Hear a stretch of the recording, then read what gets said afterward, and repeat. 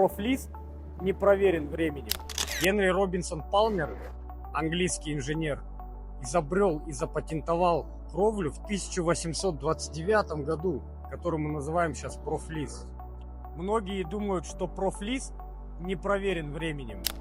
В 19 веке профлист использовали для обшивки вагонов. Но сейчас же профлист везде. Это крыши, заборы, фасады, ангары, склады, что угодно. Он везде. А купить профлист вы можете в компании Атлант Снаб Сити по адресу проспект Рыскулова, 94А.